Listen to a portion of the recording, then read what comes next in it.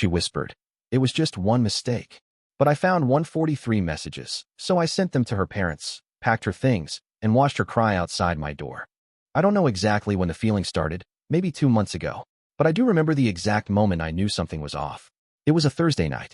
We were supposed to have dinner together after her shift ended at 6. I made her favorite, chicken Alfredo, garlic bread, a small bottle of red wine we liked. Nothing fancy, just comfort. She came home at 8:15. No text, no call. And when I asked, she smiled that weird kind of smile, the kind you notice when you're already suspicious, and said, "Sorry, babe. Sarah and I grabbed drinks after work. I figured you'd understand." I nodded. I always tried to be the understanding one. Maybe too much. But that night, I barely ate. The wine stayed corked. Her phone buzzed 3 times while she was in the shower. Normally, I wouldn't have looked. But something inside me pushed me to. The messages were from someone saved as Kyle, HR. The previews were short but sharp. Can't stop thinking about last night. You left your earring in my car. Next time, let's not waste time pretending. I sat there, frozen, my hands cold, my stomach twisted. I didn't open them. I just stared at the screen until it locked. When she came out of the bathroom, wrapped in a towel and humming, I was still at the table, phone face down now, pretending to scroll my own. That night, I couldn't sleep. Her phone stayed on the nightstand. I stared at the ceiling until I heard her breathing deepen. At 2:12 a.m., I reached for her phone. My fingers trembled like I was committing a crime. But what I found, it wasn't just Kyle from HR. There were messages from him going back weeks, flirty texts, memes, photos, plans to meet. Sometimes during lunch, sometimes right after work. Some nights when she said she was staying late for inventory. There were 143 messages. I counted. 143. Each one a slow stab, confirming what I didn't want to believe. The next morning, I confronted her, calmly. I simply said, "Who's Kyle?" She froze. Then she sighed. "It was just one mistake," she whispered, like that would make the earth stop spinning. I didn't shout. I didn't cry. I just nodded and said, "One." That night, while she was asleep, I forwarded screenshots to myself. Every incriminating text. Every photo. I didn't know what I was going to do with them yet. But I needed the truth documented, so I wouldn't gaslight myself into forgiveness. The next day, I went to work like nothing was wrong. I smiled at my coworkers, laughed at Greg's dumb jokes in the break room. But something in me had already shifted. A quiet detachment had settled in. That weekend, we were supposed to have brunch with her parents. I went anyway, played the part, smiled, helped her dad carry a heavy box to the garage. I even complimented the casserole her mom made. And then, after dessert, while she was in the kitchen helping clean up, I took out my phone. I sent her mom and dad the screenshots. Every single one, with one sentence. "I thought you deserved to know the truth about your daughter's mistake."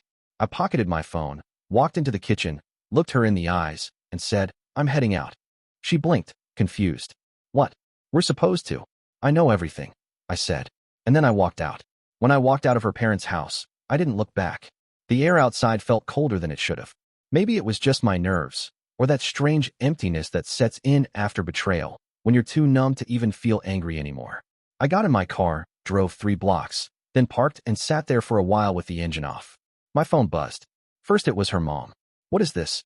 Is this real? Are you serious?" Then her dad. "Call me. Now." Then her. "What did you do? Why would you do that to me?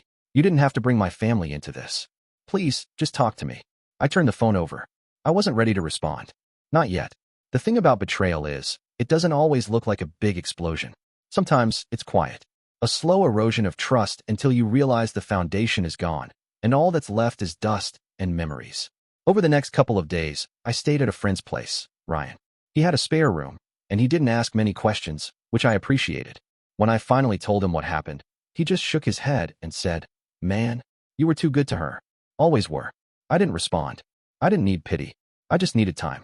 She kept texting. She apologized. She cried through voice notes. She admitted it wasn't just one mistake, and that it had gone on for a few weeks, but that it didn't mean anything. She swore it was just physical, and begged me to come back and talk. She even sent a photo of the necklace I gave her on our 2nd anniversary, placed carefully next to a note that said, "I ruined everything. Please don't hate me." But what struck me most was what her mom sent the next day. "I don't know what to say. I always thought the world of you. I'm so sorry this happened. You deserved better." It hit me harder than I expected. Her mom was one of those warm, soft-spoken women who made you tea just because you looked tired and remembered how you took your coffee, even though you'd told her once, 6 months ago. Knowing I disappointed her too, even though I did nothing wrong, still stung. That same evening, Kyle messaged me on Instagram. Yes, Kyle from HR. Hey man, I had no idea you two were still together. She said you guys had broken up. I stared at his profile pic for a long time. He looked normal. Dumb smile. Office badge. A puppy in his lap. I didn't reply. Because honestly, what do you say to a guy like that? Whether he knew or not, he was a part of it now.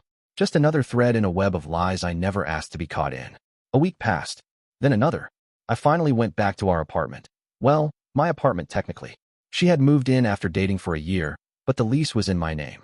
I came during the day while she was at work. I didn't want a confrontation. She hadn't taken much. Just a few drawers emptied. Some clothes gone. Her favorite mug missing from the cabinet. But the scent of her shampoo still lingered in the bathroom, and a scarf of hers still hung on the coat hook. I bagged everything that was hers, set it aside, and lit a candle just to replace the scent in the air. Later that night, she texted. You didn't even give me a chance to explain everything. We were happy. You know we were. I typed out a reply, then deleted it. Some things don't need closure. Some people don't deserve a response. It's been 6 weeks. People always talk about healing like it's this linear process, like you wake up a little better each day until one morning, the hurt is gone. That's not how it's been for me. Some mornings, I wake up feeling like myself again. I make coffee, go for a run, and even laugh at something dumb on TV. Other days, I lie awake at 3 a.m. staring at the ceiling, wondering how long she was planning to keep lying. Wondering how long I would have believed her if I hadn't checked the phone. A few days ago, I saw her again, by accident. I was at the grocery store. A new one, not even in our neighborhood. I was reaching for pasta when I heard her voice before I saw her. Laughing. Loudly. She was with friends. Dressed nicely. Hair curled. She looked happy. She didn't see me. And I didn't walk up to her. I just stood there, hidden behind a shelf of cereal boxes, watching her smile like nothing had ever happened. I don't know what I expected. Guilt? Misery? Regret? But instead, I felt nothing. Not anger. Not longing. Just a strange kind of detachment.